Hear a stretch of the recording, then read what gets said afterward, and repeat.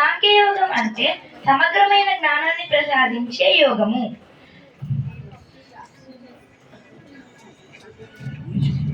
శ్రీకృష్ణ పరబ్రహ్మణే నమః ఇతి ద్వితీయోऽధ్యాయః. సాంఖ్యయోగః. అర్జున ఉవాచ నా సతో విద్యతే భావో నా భావో విద్యతే సతః ఉభయోరపి దృష్టోంతా త్వనయోస్తత్వదర్శిభిః.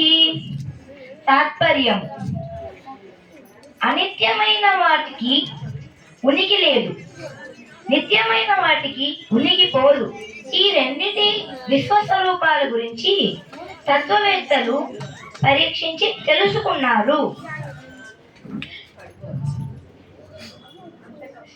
శ్రీ భగవానువాచ నైనం చిందంతి శస్త్రాణి నైనం దహతి పావకః న చైనం క్లేదయంత్యాపో న శోషయతి మారుతః.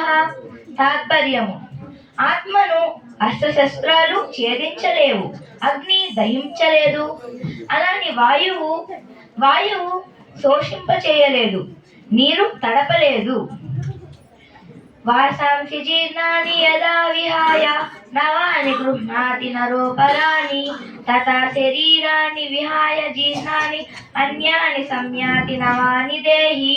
తాత్పర్యము: ఎలా అయితే మనుషులు పాత వస్త్రాలను విడిచి కొత్త వస్త్రాలను తొడుగుకుంటారో అలానే ఆత్మ కూడా మరణించిన ఆ శరీరాన్ని విడిచి నూతన శరీరాన్ని వెతుక్కుంటుంది.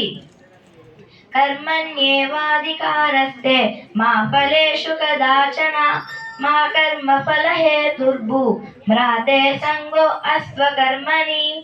తాత్పర్యము: ఓ పార్థ, కర్మలు చేయడం మీదే మనకు అధికారం ఉంది, జ్ఞాననిష్టపై కూడా మనకు అధికారం లేదు. ఆ కర్మల ఫలం మీద మనకు అధికారం లేదు. ఆ కర్మ ఫలాల మీద కోరిక అస్సలు మనకు ఉండకూడదు.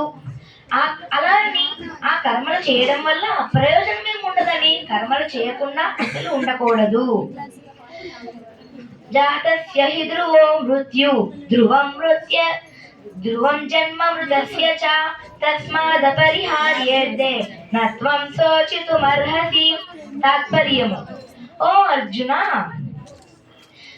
జన్మించిన వారికి మరణం తప్పదు, మరణించిన వారికి మరలా పుట్టుక తప్పదు. ఈ అనివార్యమైన విషయాల గురించి నువ్వెందుకు శోకిస్తున్నావు? ఇది తత్సవిది ఇది శ్రీ భగవానువాచ.